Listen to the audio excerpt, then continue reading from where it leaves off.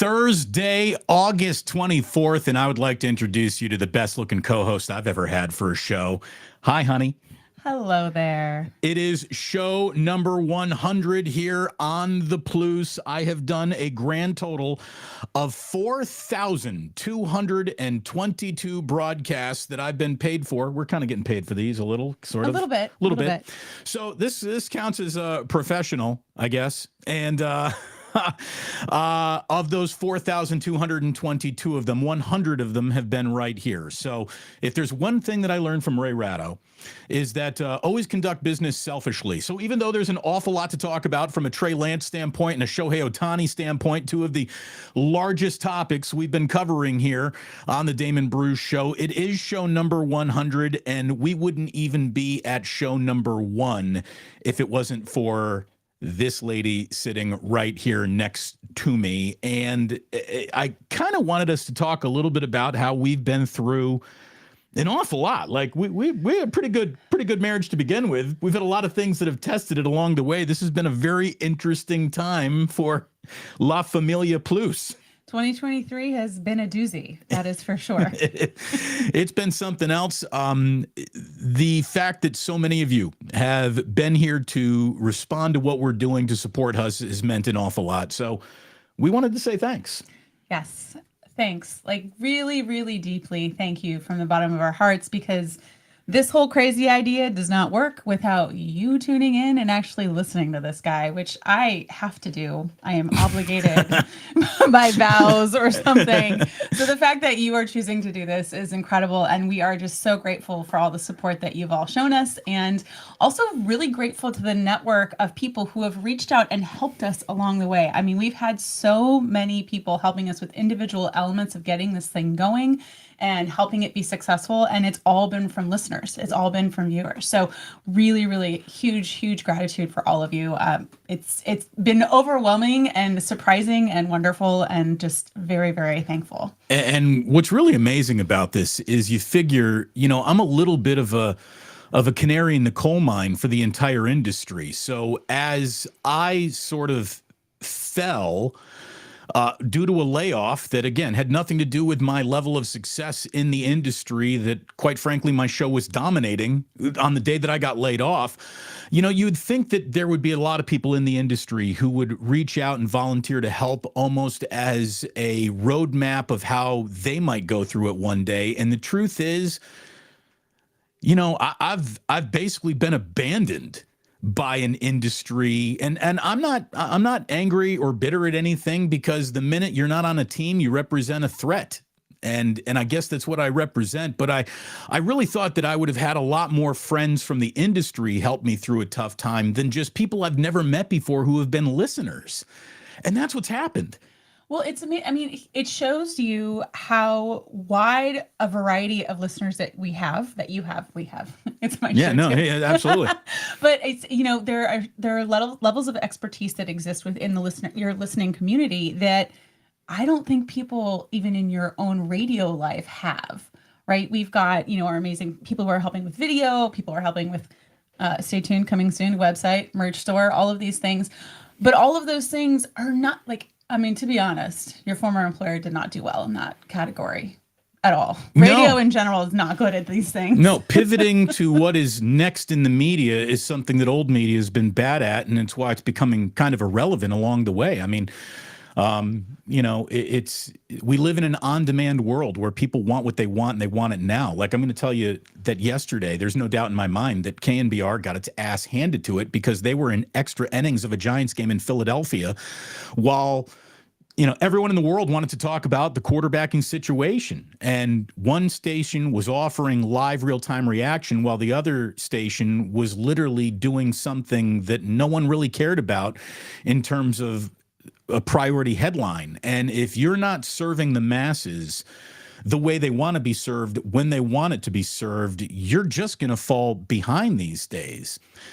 Another reason again, I want to thank some of the people that have, Yeah. Benjamin Shapiro, who has been our podfather in Yes, terms our of fairy launching this podfather. the podcast that has been very successful, over 70,000 downloads now based just on today's numbers.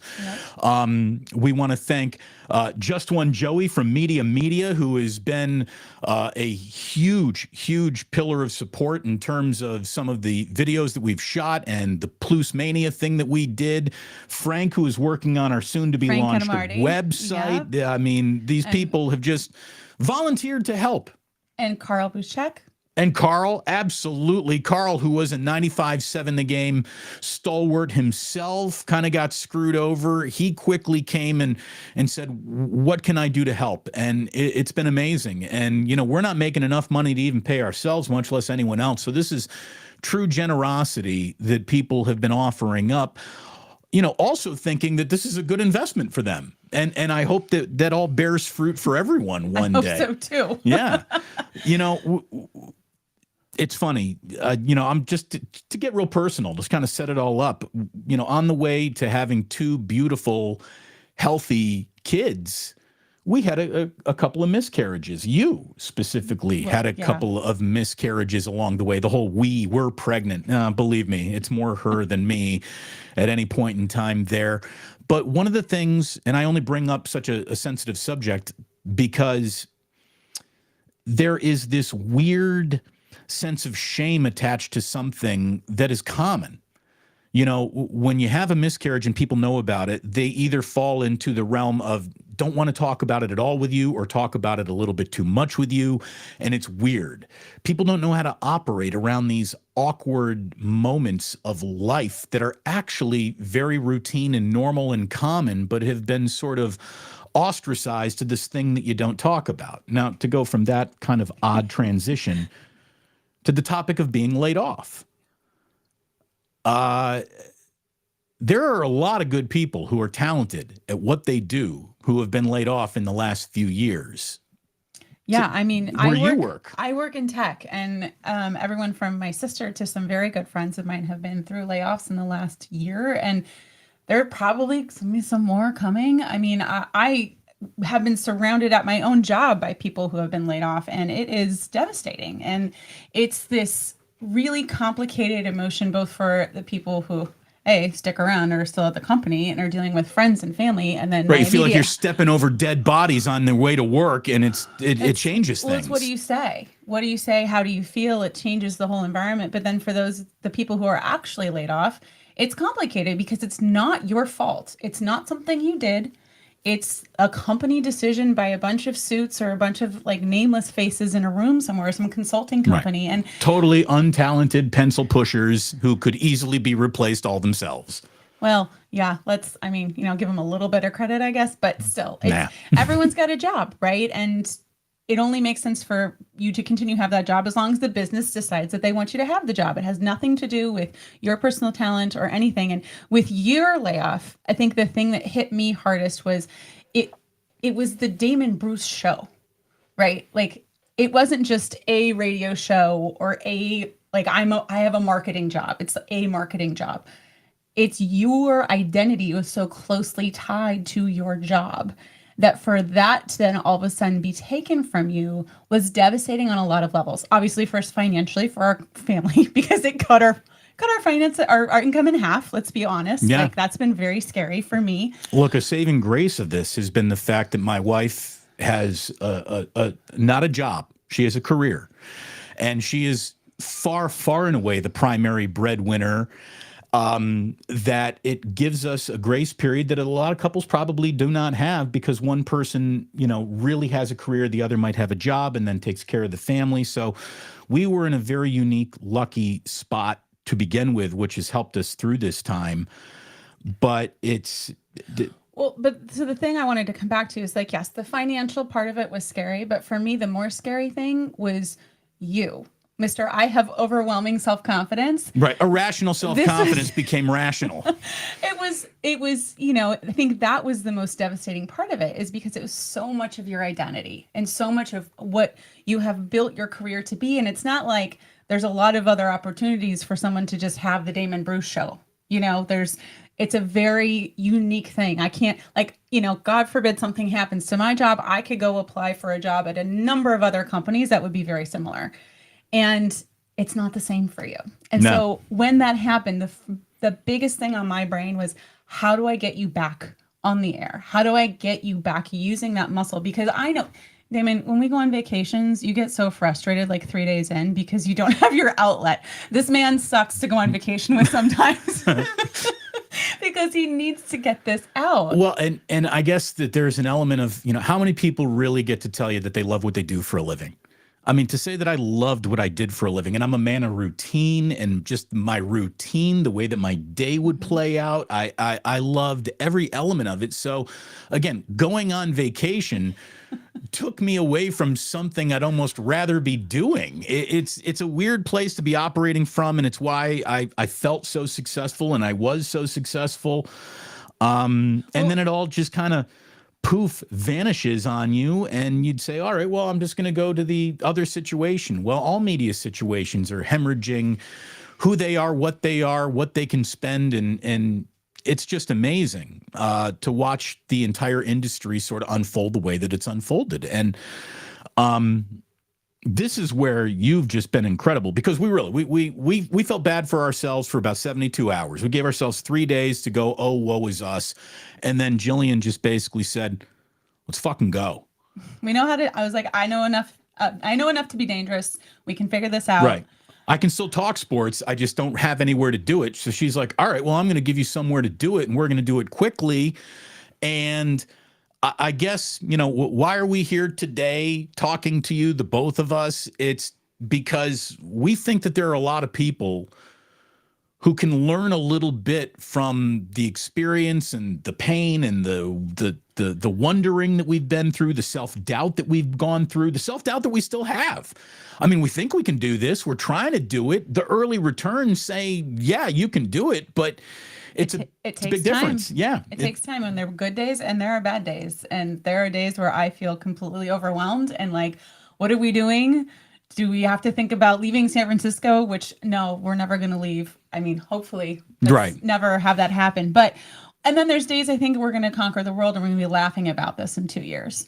But it's so hard. And right. I think this is also makes me have so much respect for small business owners and entrepreneurs, because it is terrifying. You put everything on the line. And for us, it's been, I now have 3 jobs, which is fun, but right. Full-time Salesforce employee, full-time CEO of El Plusarino, and full-time mom of 2 boys that are, a workload, a lovable workload, but they're a workload. And again, I help out as much as I can. I think I do a pretty good job, but there's only one mom in every boy's life. And, she's the one mom in 2 boys' lives, and you get the lion's share of everything that they do. I do. So, it's been amazing to go through this. If you're going to go through anything like this, I strongly suggest that you find a partner that you truly have a partnership with on every conceivable level. And I know that that's not available to everyone.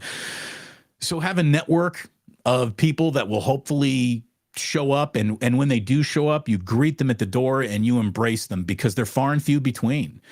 And there's an awful lot of disappointment as to who will not be there for you. I'm going to remember everyone who was there for me, everyone who was not there for me. Specifically, dude, Larry Krueger reached out right away as someone who had been through this, taken off the radio for reasons that really weren't his own doing, and thrust into a position of, all right, just do it on your own now. And look at the success that he's having, and he's been an incredible support system. And I guess the main focus of this today is to, when you find yourself in a situation that is really, really screwed up, and you think that you got something to offer, just get back to it.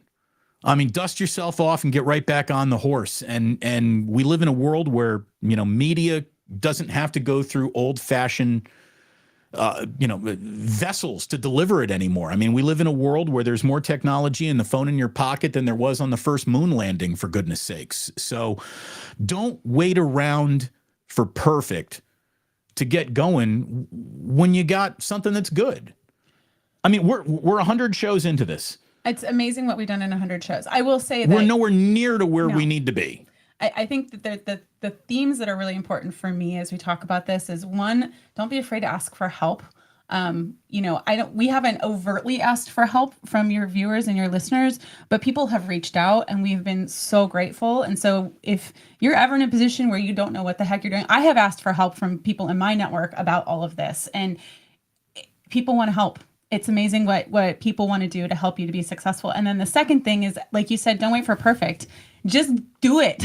Like, if you look back at our first few episodes, I mean, we were using a webcam that was like 6 years old. We were running it on a MacBook Air. You could hear it, you could see it. And this is still not perfect, but it is getting better, and we continue to iterate on it every single day. Also, September is going to be exciting. We have a bunch of new things that are going to be coming your way. We're going to do a little upgrade in some ways. And here's the thing. We're not salespeople. Oh, no. We're not salespeople. We've also learned this. I mean, I can sell my ideas to you as a sports pundit, but like me going out and selling the show, it's so awkward. I'm doing business with Ike, who's like my actual friend. I can't even tell you how awkward it feels to approach him from a business standpoint. Mm-hmm. But he's reached right back and he's seen the value in this, and he believes and supports, and it's been fantastic. But it's so weird and it's so awkward for me to be thrown into spaces. Look, all I ever wanted to do was show up into the studio, talking in the microphone, and then when the show was over, I would leave and then let everybody else do the editing and the post-production and the sales and all that stuff. Like I didn't know how to do it. I didn't want to do it. And now you're doing it all. And now we're doing it all. Yeah, I will say that, Damon, I'm also going to give you a big shout out here. From the beginning. This man did not know what a PDF was. I still don't think you know what a PDF is. I don't know what it stands for. Okay. I have no idea what PDF stands for. File. I'm guessing the F stands for file. He didn't even understand how to stream live on YouTube. So we went from you not really even understanding how all of this works to now you run Restream every day. You do all of your editing in Camtasia. He learned how to do all that. He learned how to strip the audio out and post it on, our podcast distribution platform. You have learned how to you've learned how to use the beautiful soundboard that we got you and do mixing. And you've also learned how to do a lot of like the technical stuff, which I honestly didn't know that you were going to be able to do. So I didn't know it either. It has been an amazing transformation. We're all surprised. We're all surprised. Look, there's a lot of comments. And again, we're not going to do a Club Plus today. It's a little bit of a different format for show number 100. And we will be getting to Trey Lance and everything that happened yesterday. Huge Niner news. But really, at the same time, it's huge news and absolutely nothing has changed. So there's always that element. But, Bamboo Soldier, Damon, you're a lucky man. And I really am. I'm lucky. I'm very, very lucky. And what really matters in life, I still got all of that. And the stuff that goes along the way to making all of that really work, we can get it back. I'm a hustler. I've always bet on myself, and betting on myself was a lot easier to do when it was just myself. Once you got a wife and kids and all that stuff, it gets a little more daunting. Like I wish this would have happened to me when I was, 28, 30 years old. Like I would have just pivoted and just fucked shit up. I mean, I would have loved to have done this on my own. Well, you're still doing that. What kind of? But it's when you have the burden of being a husband and a father and a level of financial concern that, again, when you're a single young man, you just don't carry with you.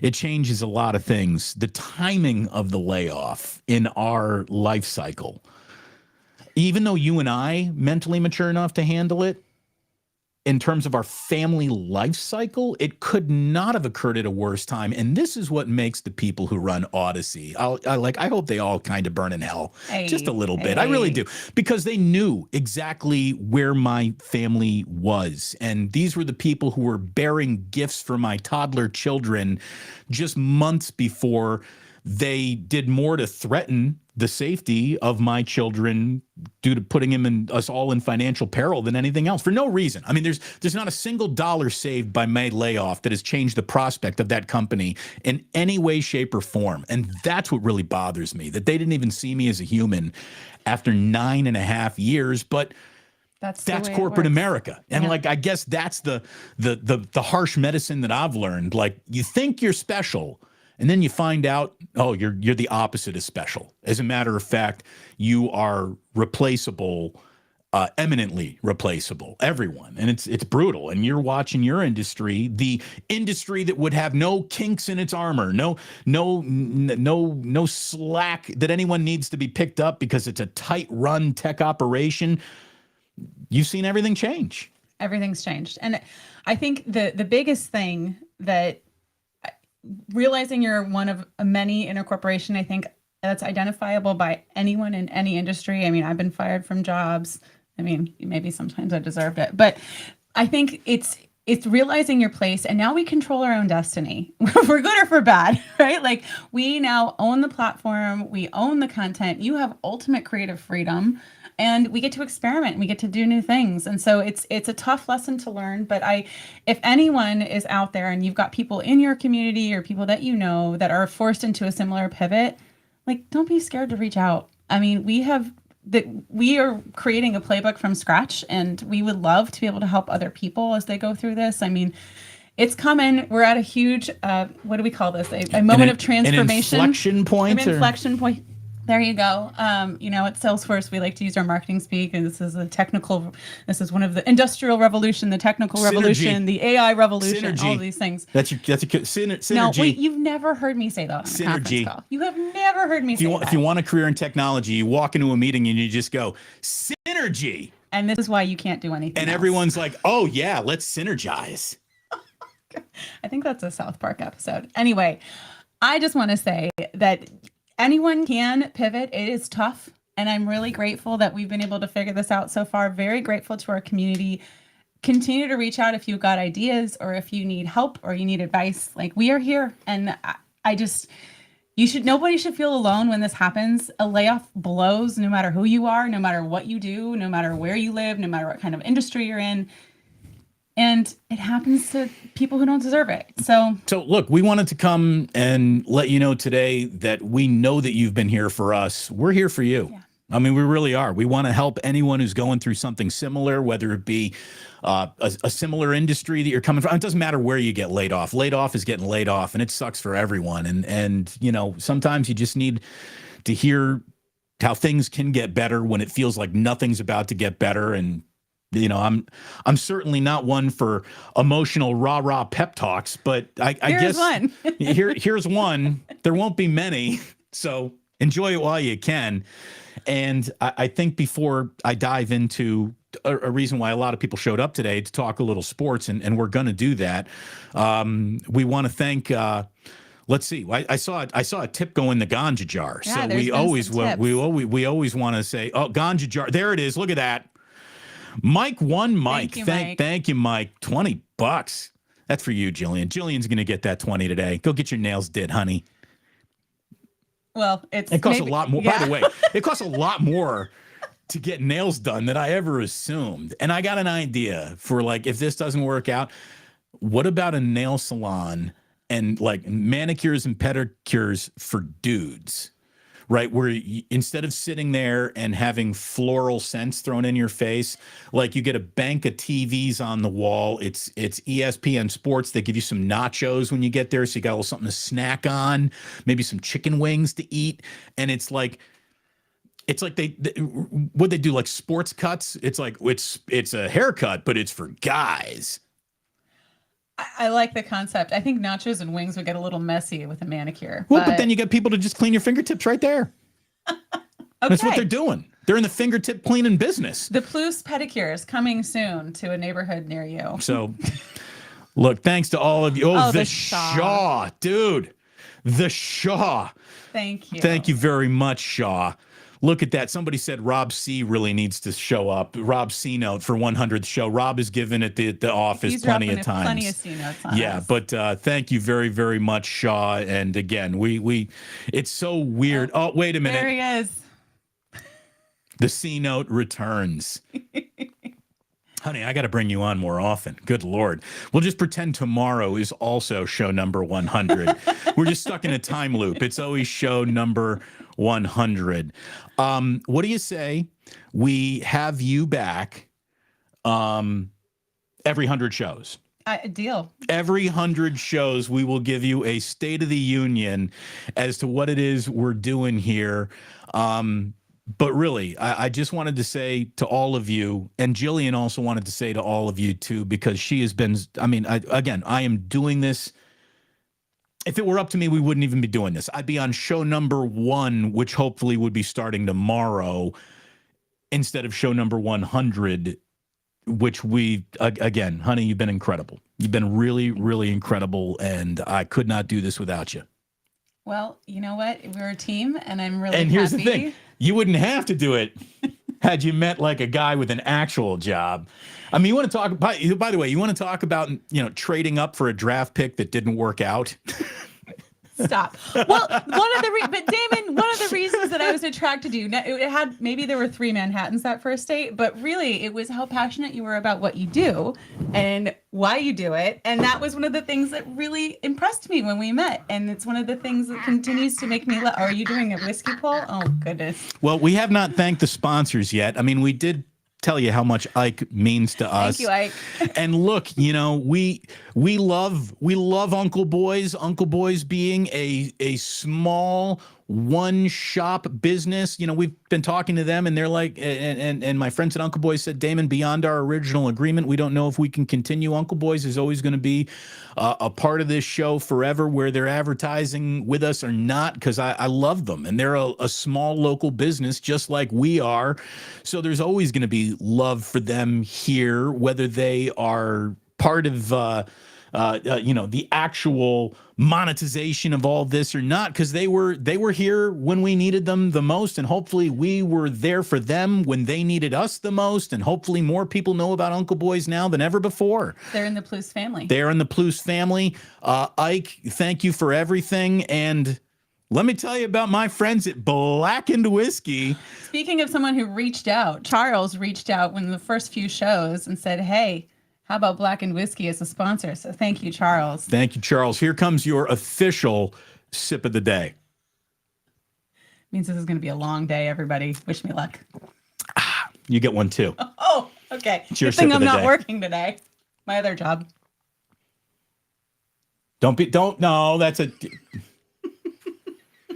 That's a little kiss. Put some tongue in that kiss. Don't make me spit over all our computer. There we go. Drinking with the Bruces. Yeah. Yeah, it's not apple juice. We're not up here going Dean Martin. So there it is. There it is. There it is. So when do I get to ask you about my fantasy football picks? Because I'm commissioner this year. Yeah. She did the one thing that you never do, volunteer to be commissioner of the league. But like she does a league with, I don't want to say like you do a league with girls. It's called SF Babes, as in BAYBES. They don't do trades. There's like they've been doing it for years, and they don't do in-season trades. If you're not doing in-season trades and talking shit and trying to there's shit talking. If you're not trying to snatch any element of masculinity from anyone in your league, what are you doing? What are you even doing? We're having fun. All right. Well, if you're using sports to have fun, I can't even relate to that anymore. Yeah, you clearly have no fun anymore with sports. So I love you, hon. I love you too. You have crushed it. You've crushed it as wife, mother, CEO.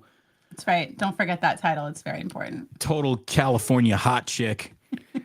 By the way, CEO, she slept her way to the top. Or the bottom. I mean, I keep on telling her, I say, stick with me, honey. We'll go a relatively short distance from here. Thank you, Plusers. I really so much appreciate you. Have a lot of gratitude and a lot of empathy for anyone else who's going through a layoff or a tough career pivot. Reach out to us. Yeah. Reach out to us. We've been through it. We know what it's like. It robs you of a level of financial freedom and confidence. And it's going to rob you financially, because that's what losing a paycheck does. It should not rob you of your confidence. It should not rob you of what you think of yourself. Don't let anyone tell you what to think of yourself, especially the company that is so poorly run, they couldn't even figure out a way to keep you involved when you're good at what you do. So, I I promise we'll keep you in the company, honey. There you go. Job security. Finally. I got it. Love you, honey. I love you too. Kiss. Mwah. All right, PDA. Enjoy the rest of the show. Have fun talking about quarterbacks. We do. We will.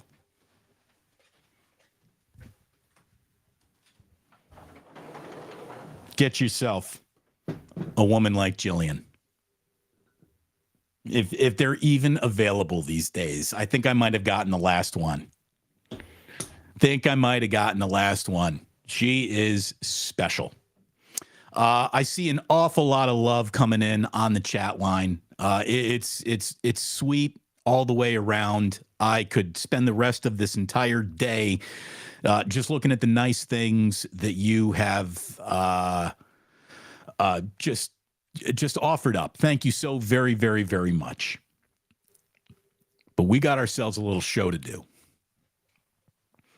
So did you hear anything coming out of Santa Clara yesterday? Let me tell you what's happened. Honestly, not much. I know that everyone wants to use yesterday's news as, wow, there's a big breaking news situation. And the only thing I can tell you is that, other than half of the 49ers content creators who, basically half the 49ers content creators were just told in no uncertain terms, you have no idea what you're looking at. You have no idea what you claim to be reporting on. You are not actual report. You can be at as many practices as you want. You clearly don't understand what is happening in front of you. And thank you for all telling on yourselves. The difference between I cover a team and I'm a fanboy has never been more clear in this one moment. So I thank the 49ers for that, for separating the actual people who know what they're doing from the people who are just shameless self-promoters. That is readily apparent like never before. So that is going on. Trey Lance is still on this team.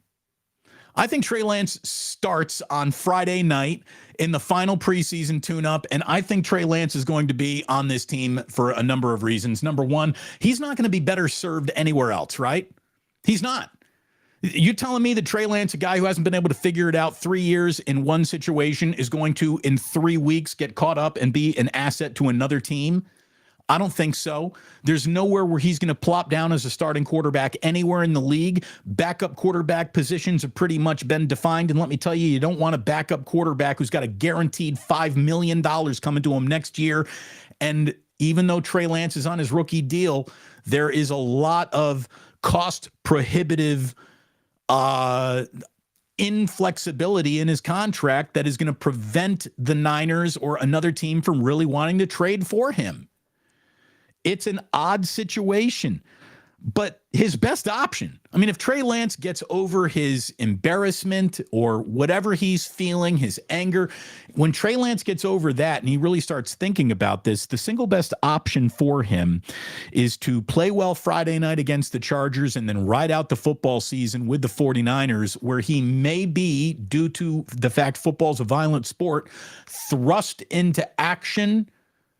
And then he over-delivers on what is now an under-promised career. It's exactly what happened for Brock Purdy. Brock Purdy was just waiting in line, biding his time. He got a shot, and look at what he did with it. Trey Lance, he might have had his shot. His shot was taken away from him due to a couple of injuries, and it all stinks. And again, life is timing, and the timing on all that totally sucks. But man, oh man, it's done. It's done. And I don't think there's anyone coming to get Trey Lance out of the situation. And I don't think the 49ers are going to try to get rid of Trey Lance because he means more to them as a third string quarterback than he does as an asset that gets traded for whatever that return is at this particular time. Here are the Trey Lance facts. Okay? Here are the facts. These are indisputable.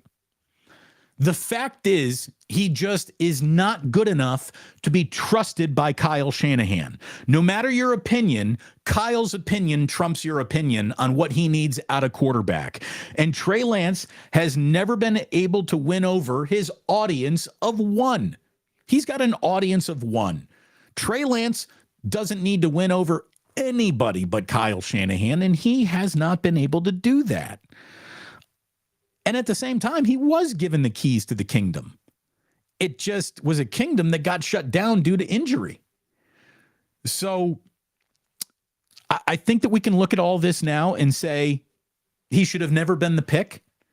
I mean, hindsight is always 20/20, and there was a tantalizing prospect that was so raw and unknown. Kyle Shanahan fell for the tantalizing maybe. For the first time in his player evaluation career, he went with what I think could be there, and that outweighed what I see with my own two eyes. The Warriors did the same thing with James Wiseman. The allure of what might be trumped the reality of what was. What was an underprepared to compete at the highest level player that you just picked to compete at the highest level. James Wiseman was drafted based on what he might be, not what he was or is. And then it never developed the way that they needed it to. And Trey Lance, the very similar thing has happened. Everyone, we're talking about here are the facts of Trey Lance. He should have never been a pick. It is a failure of draft evaluation. It is a failure of the evaluation of where your team is and its own life cycle and what your team really needs. And it's a failure in a way of development. And all of that failure is Kyle's. I'm not here to tell you that Kyle is some infallible football entity. He has failed in the Trey Lance experiment. It would be even more of a failure, though, to try to make sure that the square peg fits in the triangle hole. When it doesn't work, the best time to cut bait on a bad investment is today. And again, they're not even cutting bait because his investment might still be proven to them after all. We don't know. And that is the best thing that Trey Lance has got going for him. People still don't know. The people who want to tell you that he's never going to make it in this league are as wrong and as uninformed as all the dipshit fanboys who wanted to tell you that the next greatest quarterback of all time was sitting right there all along. No, you didn't know. No one knows. The jury's still very much out on this guy. What we do know, again, these are the Trey Lance facts. These are facts. Everybody that he deals with really, really likes him.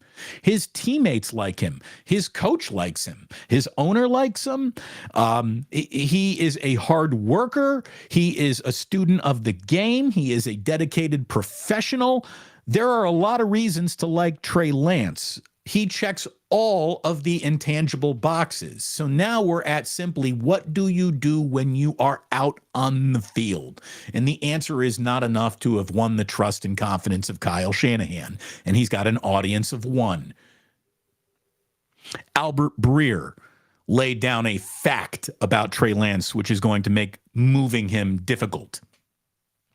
Fact is, Trey Lance is on his rookie deal, but the money is not some non-factor for teams who might be interested. He's only got $940,000 left on his deal this year, but he is due a fully guaranteed $5.31 million next season, and no one wants to play with a raw backup quarterback at that salary, Niners included. I mean, they got Sam Darnold for $3 million. Who would want Trey for $5 million? When he can't even beat out Sam Darnold at 3. Now, the saving grace there is we know what Sam Darnold's ceiling probably is. It's the floor that Kyle is interested in his backup quarterback. His backup quarterback is not being evaluated by how great could you be. His backup quarterback is being evaluated by the premise of how much of a drop-off would you represent should I have to go to you. Trey Lance might still have this huge ceiling that he will reach one day, but that doesn't make him an ideal backup quarterback. A quarterback that is your backup quarterback is a known entity. It's how so many You don't think that guy is very good, but he continues to stick around. Well, he continues to stick around the NFL because coaches know what they're going to get. You know what you're not going to get, but you also kind of know what you're going to get. Trey Lance is a big unknown to have as a backup. Beyond all that, I think an actual fact of Trey Lance is he has done nothing to outplay what was the scouting report on him.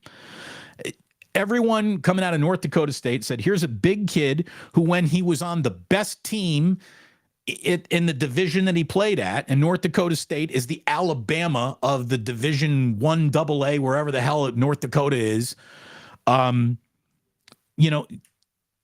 he's a big kid who looks fantastic when he's out there playing inferior teams made up of inferior opponents who he can out physical and out athletic on the way to a successful afternoon. But none of those afternoons really possessed that much unbelievable passing ability. And that's who he remains. The kid's a football player, but he's the polar opposite of the type of player that you would have assumed Kyle Shanahan would have wanted. And Kyle talked himself into something in Trey Lance that I don't think he even really believed in. I think he was worried about the NFL catching up with Kyle Shanahan tendencies. So he wanted to draft a player to get him to out-imagine his own coaching tendencies, because here's someone who can do things that I used to not have in terms of he can do these things.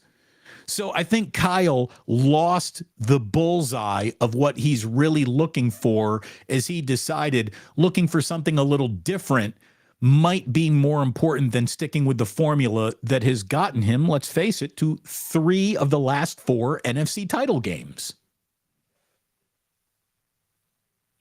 Another fact about Trey Lance is just a fact about this league. The NFL waits for no one. You develop along the timeline that the team needs you to develop, or that team's not going to need you. The NFL waits for absolutely no one, and it doesn't matter how much I invested into trade up to trade for you. If you ain't the guy, getting out of that situation as quickly as possible is always the right thing to do, and you just got to wear that. It was a bad choice. You got to wear it. You got to wear it. And what a lot of people just seem to have forgotten here is that Trey Lance would still be pinging right in the middle of the 49ers quarterbacking radar, but for the other plane that flew into the 49er airspace. And that was Brock Purdy.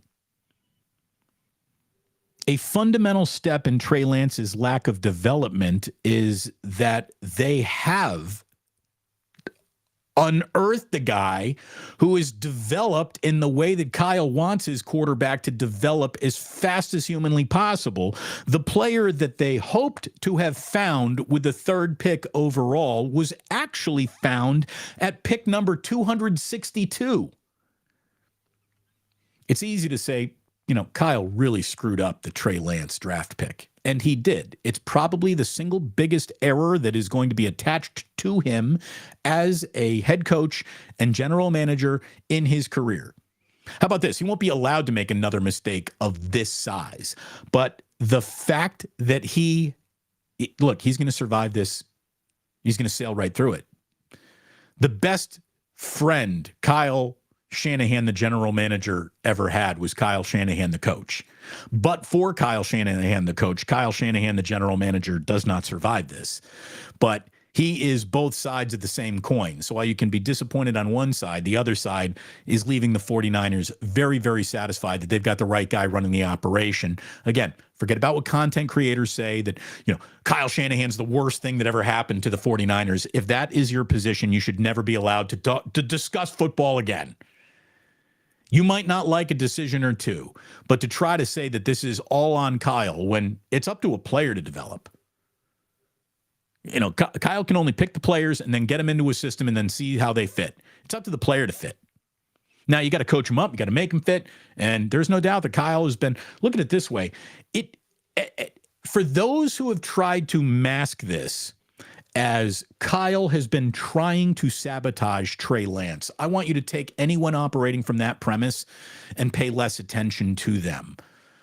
You know, maybe you are into masochism and you just want to be fed wrong information all the time because it makes you feel good about something. I don't know. Like I can't relate to that. I want people with eyes on something that relay what's actually happening to me, not what they think should be happening, but what is actually happening. You know, the first pillar of all the tenets of journalism.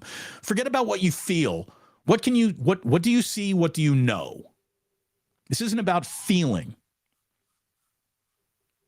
Having said all of that, at no point in time has it not been in Kyle's best interest to have Trey Lance succeed. So to say that Kyle has tried to sabotage this so he can get out of it is just an absurd position to take. An absolute absurd position to take.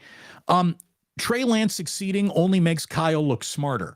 Trey Lance failing like this only makes Kyle look worse.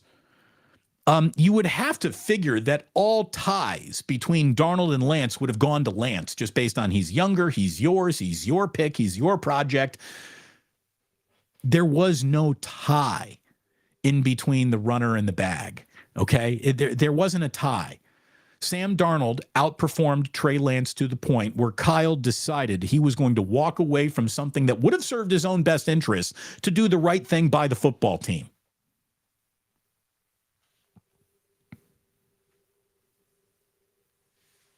And look, Kyle is able to survive this moment that people say, well, this should be the moment he's fired over. He keeps on getting to the NFC title game. And again, there's people who want to use that against him. Well, he doesn't go past that. Okay. You know, you've convinced yourself that winning Super Bowls is easy. Winning Super Bowls is not easy for Patrick Mahomes and Andy Reid. There's no such thing as that was an easy Super Bowl to win since the 1985 Chicago Bears.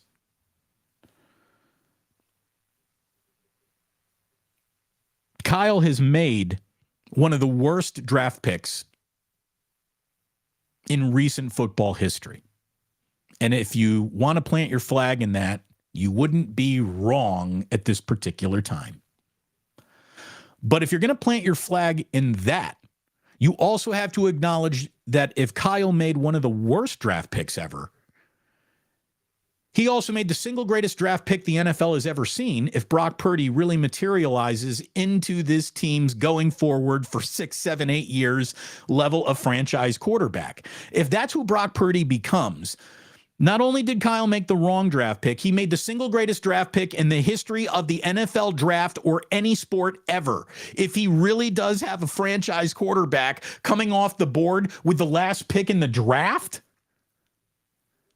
good God, that'll never happen again. There will be more utter failures, and there have been more utter failures with the third overall pick of the NFL draft than there will ever be success stories with the last pick of the NFL draft. And look at what Kyle's got going on there. There's no running or hiding from the awkwardness of this moment. But as all of the pearl-clutching, breathless overreaction to something that, again, there hasn't even been a transaction. There is no trade. It doesn't feel like there's a trade coming. It doesn't feel like there's really a market for Trey Lance, and Trey Lance is not going to just be cut. The Niners owe it to him to waive him. What are you, out of your mind? The Niners don't owe him anything other than the money he's got coming to him, and he'll get every penny of that. That's what the Niners owe him. They don't owe him shit other than the agreed-upon contract. Playing time is not in that contract. It's not. There's a very good chance that Trey Lance could be the 49ers starting quarterback at the end of this year. I don't think there's a very good chance that he's going to be the starting quarterback anywhere else this year. Even a team that went out of their way to really accelerate, promote him. Are you telling me that Trey Lance, a guy who hasn't been able to figure it out in 3 years in this system, is going to show up and within 3 weeks be ready to go in a completely new system with a completely new language, completely new teammates, completely new playbook? It just doesn't feel like the guy with the least amount of experience ever drafted is going to show up and represent, I've got enough experience to help you out anywhere. The best thing for Trey Lance is for him to sit right where he is, take his medicine, continue to grind, continue to be a student of the game, continue to study, continue to practice, and then see where his career takes him. There's an awful lot of moving parts to a football season which, by the way, we have yet to even begin.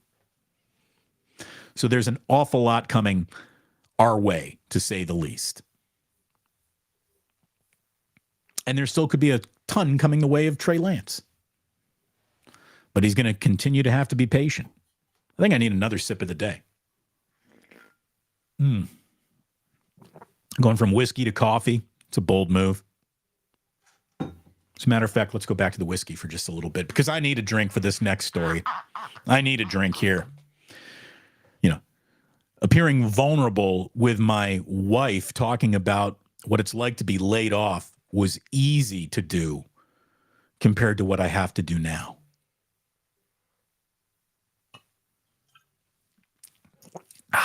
Yeah.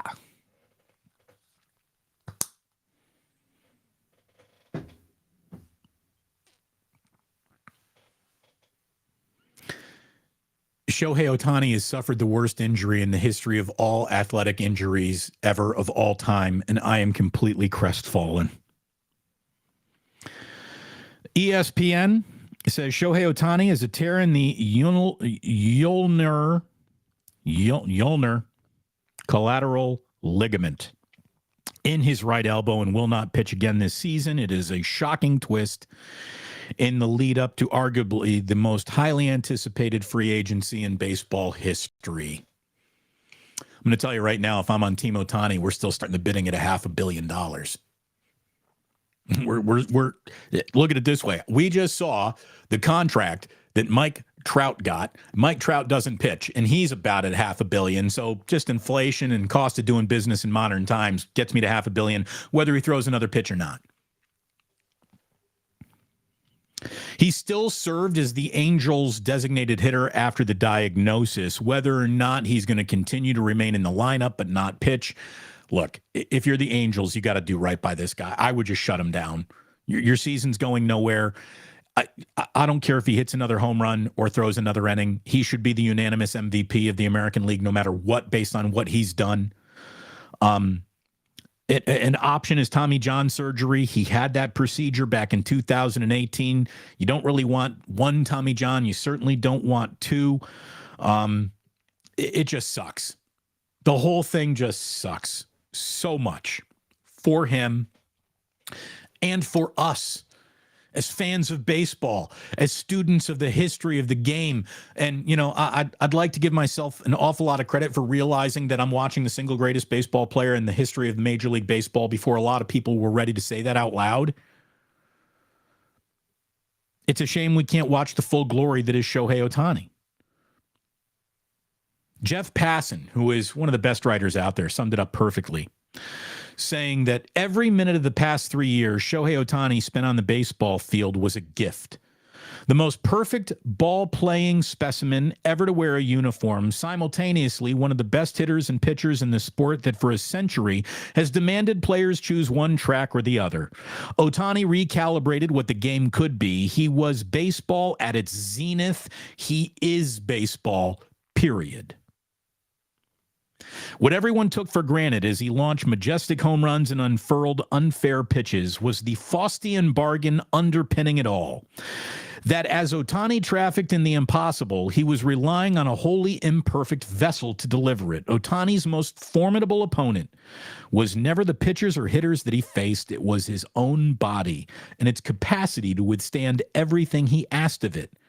Ligaments do not care about legend. Oh, man, that is perfect. Absolutely perfect. And I am just crestfallen. We get no Ohtani. I mean, maybe they keep him in the lineup. They shouldn't. They should just shut him down.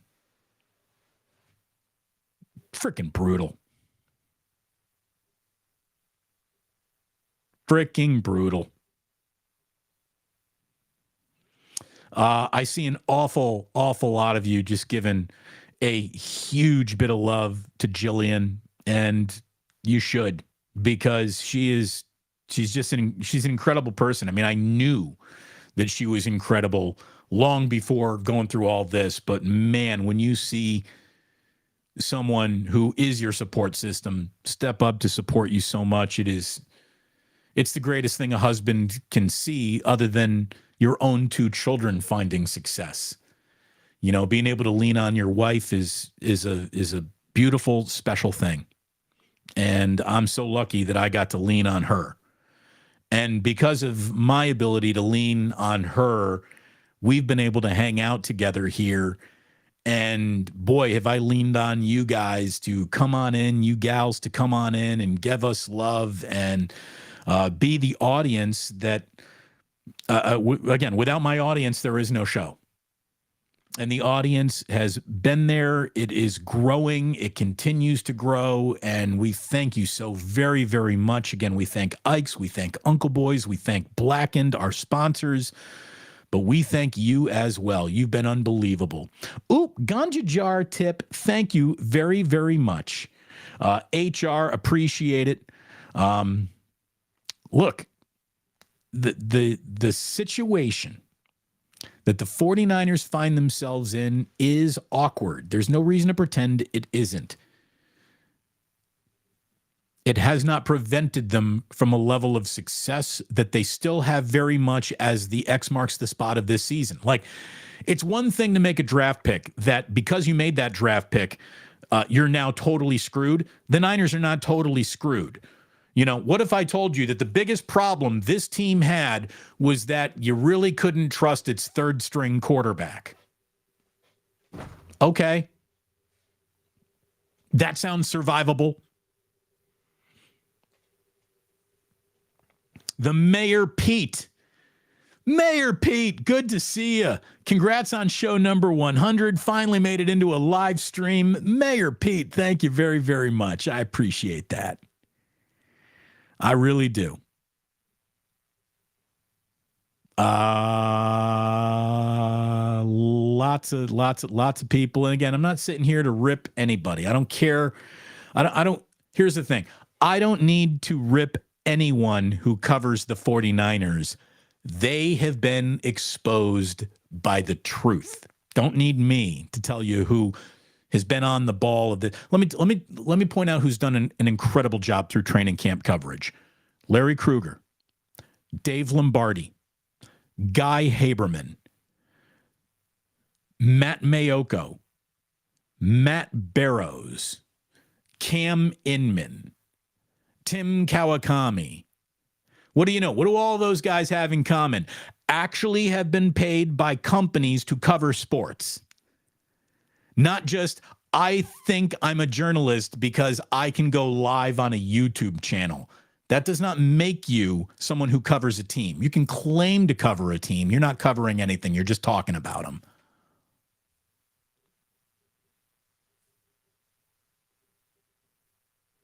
So there are an awful lot of people who have, again, been exposed by the truth. Just exposed by the truth. So, my whole stream just said, oops, something went wrong trying to reload the page. I clicked reload and it's not reloading, which is very unfortunate because I know that there were a lot of people throwing some cash into the ganja jar today. I do appreciate it. Oh, here we go. We're back live now. We're back. I pinned some earlier messages from earlier in the day. And let me just, these are names that have been here since day one. La Profesora has been here since Sports Phone. Michelle Haberman has been around since the days of KNBR and certainly since my early days at 95.7 The Game. True Blue Forever. Thank you, man. Funny how time flies when you're building something wonderful. Well, thank you. I'm glad that you think that this is wonderful. We think that you are wonderful, and thank you for being such a huge support. The Shaw. who got very generous earlier today. Thank you so much, Shaw. I appreciate that. Congratulations, Damon, 100th show. I'll keep it quick. I don't think he meant to say I cake it quick. Although if you can come up with quick cake, no one will be angry at that. Lynn Kelly, thank you very, very much. Mike super chatted earlier. Thank you, Mike, for throwing it in there. And thanks to all of you. I mean, I from the bottom of my heart, thank you so very much for your incredible support. Thank you to Gillian. Thanks to all of you. Thanks to those who have been there as a support system through these first 100 shows together. I will never forget who any of you are. And if you weren't in that group, I'm never going to forget that either. Thank you very much for tuning in today. And please do remember that sports don't build character, they reveal it. And because my wife has got the day off, we're about to go have a nice lunch together. So there we go. Mrs. Plouse deserves a little special treatment today. Sports don't build character, they reveal it. And like that, he's gone.